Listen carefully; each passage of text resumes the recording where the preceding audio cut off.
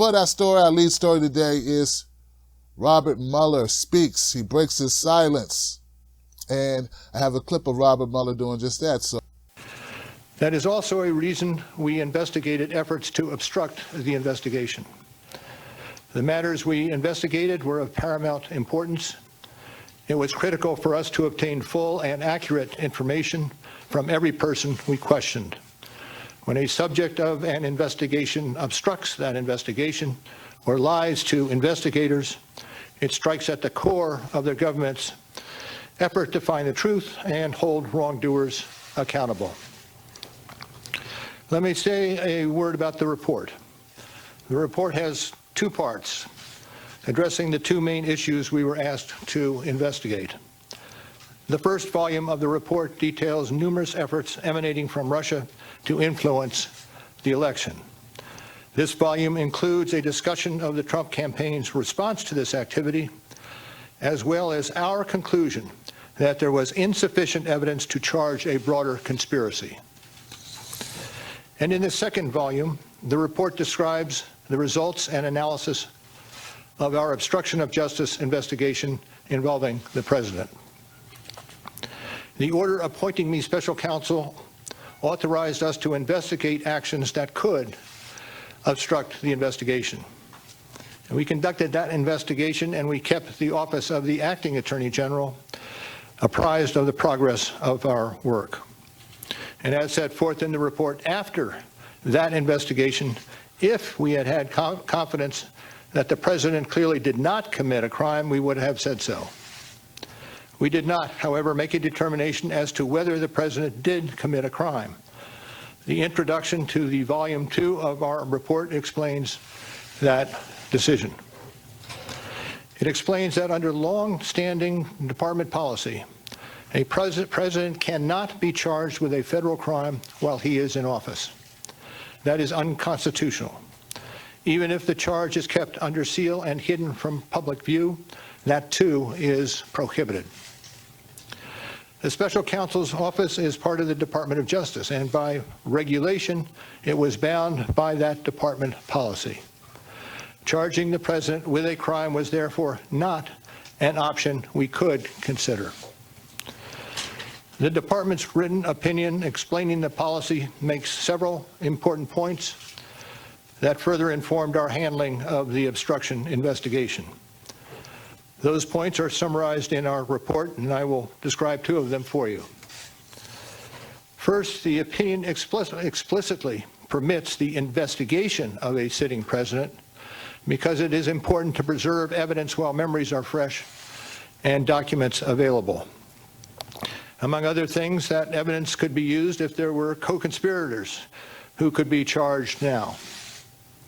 And second, the opinion says that the Constitution requires a process other than the criminal justice system to formally accuse a sitting president of wrongdoing. And beyond department policy, we were guided by principles of fairness. It would be unfair to potentially accuse somebody of a crime when there can be no court resolution of the actual charge. So that was Justice Department policy. Those were the principles under which we operated, and from them we concluded that we would not reach a determination one way or the other about whether the president committed a crime. That is the office's final position, and we will not comment on any other conclusions or hypotheticals about the president. All right. So this Mueller speaking out now has caused a lot of speculation on both the left and the right, both claiming victories of some sort. We have on the left, we have Cory Booker, senator, also candidate for the Democratic primary, saying it's time for us to impeach Donald Trump. That's what time it is. So he is touting the horns very loudly, as are Elizabeth Warren and several other members, as they point to the Mueller statement as being some type of indication of, hey, we got Donald Trump right where we want him. And the only pathway to justice is to indict Donald Trump or attempt to indict Donald Trump. And we have on the right, we have basically they're saying more of nothing. It's a repeat of what we already knew, that Mueller was unable to indict Donald Trump even if he wanted to. And indicting him, and let me put this exactly as precisely as I can. What Mueller said is we did not say that Donald Trump committed a crime. And we also did not say that he committed a crime. And both sides are kind of like running with that theory. Get what I'm saying? Democrats are running with, well, he did not say he didn't commit a crime. He did not commit a crime, and he did not commit a crime. So they're not exonerating him, nor are they saying that he committed a crime. In fact, there are rules. And the rules are that a sitting president cannot be indicted, cannot be charged with a federal crime. So Mueller also went on in the beginning of the speech, which I did not include. He talked about the Russian interference. He said Russian interference consisted of hacking of the DNC servers and consisted of Facebook ads and anonymous Twitter accounts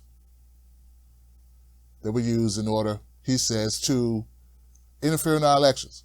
Okay, so that was also part of the conversation. Tim Black, TBTV, this show right here, we are not in this, we don't have a horse in this race. I repeat, we do not have a horse in the race. What I am tired of is everyone I watch, it seems, everyone that some people send me links to this stuff, and I'm trying to tell you, every source that you're quoting me with has a horse in the race. Frankly, they either want Trump in or they want Trump out. What we try to do here is we try to find the truth. The truth, like my tooth. And it's much better, by the way, but the truth of the matter is what we are trying to find. All right? So with that in mind, let's say this. I would like to know, why did we have all of the fiasco, all of the bluster, all of the innuendo for the last couple of years about this, if it is a rule that a sitting president can't be indicted no matter what he found? That rule was not just made up because William Barr is Attorney General. For the people in the slow seats, way in the back, the screw in the light bulb seats, who got here late, were lucky to get in. Mueller said it's unconstitutional for him to, even if he found Donald Trump in the bed with an underage child or a dead hooker, he could not charge him with anything. He could find him with a smoking gun in his hand, blowing the smoke from the barrel, and a dead Russian who was about to spill the beans over there, and there's nothing he could do to the president.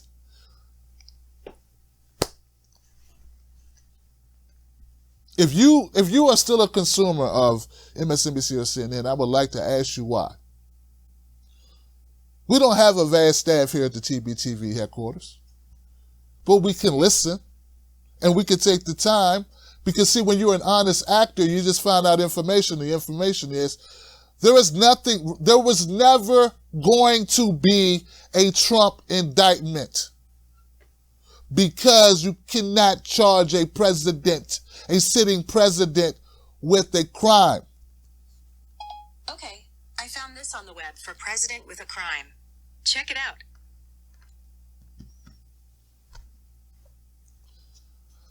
Now, it may not make you feel good. You may not like it. It's the way it is, okay? I'm not saying he didn't commit a crime. Robert Mueller's saying, we're not saying he didn't commit a crime. We're saying we couldn't charge him with one if we wanted to. So it's right in that gray area which allows the circus to continue. All of the candidates who have been running on the impeachment method, here's the other thing. The likelihood of impeaching Donald Trump is slim to none, right? Because in order to do that, you have to get the Senate to go along with it. Most members of the Senate, regardless of what you see in the news, regardless of what the occasional Republican who throws caution to the wind and says something bad about Donald Trump in order to get basically a news cycle, they are more concerned with their party than they are concerned with what Donald Trump has done, if anything. So there will not be an indictment. There will not be an impeachment. What there will be is a continued feeding at the frenzy, a feeding of frenzy at the trough of corporate media as they gobble up all the clicks and views they can from this story. I cover this story reluctantly because I already know that they're not going to indict Donald Trump. I've been saying this. And also, they're not going to impeach Donald Trump. I've been saying this as well. And also said Donald Trump was going to become your president because the Democratic Party did not have the good sense to run somebody who didn't have 100 skeletons in their closet by the name of Hillary Clinton. But that's a whole nother story. So that's where we are. That's where we are.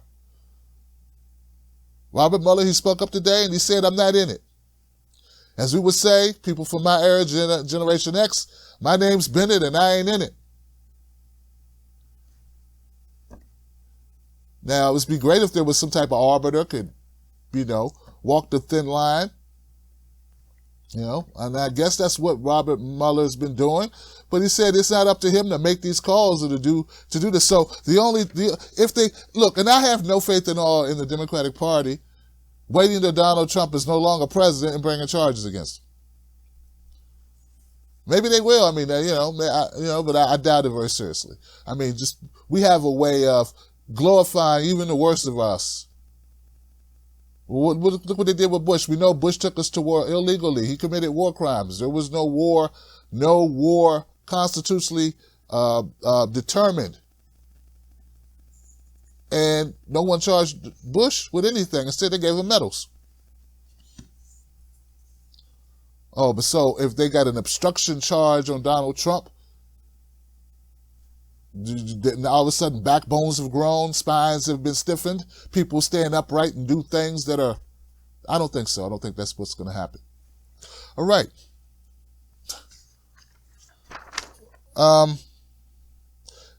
Perhaps Mueller wanted to rebuff the Democratic calls for him to testify before Congress. So there are a lot of schools of thought about why Mueller made this statement today. He really gave no new information. The Democrats have been riding on this. Elizabeth Warren has been speaking about this, about the need, and she was reading parts of the Mueller report. Well, that's going to have to serve as a testimony because Robert Mueller made it clear that this is all he has to say on the matter.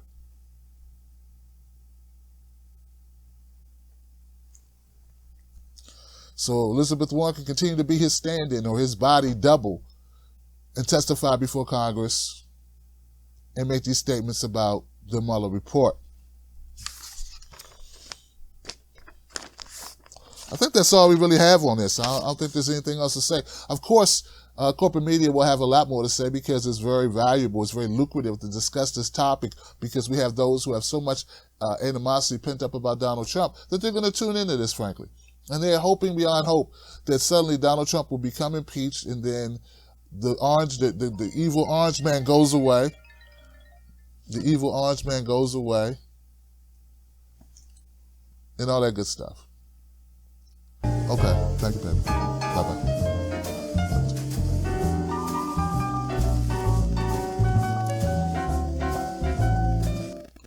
All right, we're back.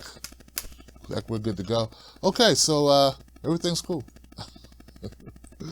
Everybody feel good though? Everybody got the gist of the Mueller investigation? We all where we need to be? I hope so.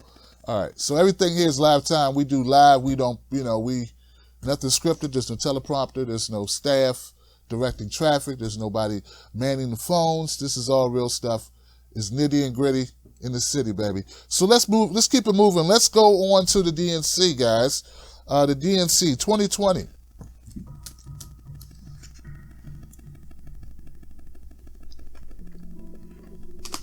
Oh, the DNC 2020. DNC doubles the threshold for third and fourth Democratic debates.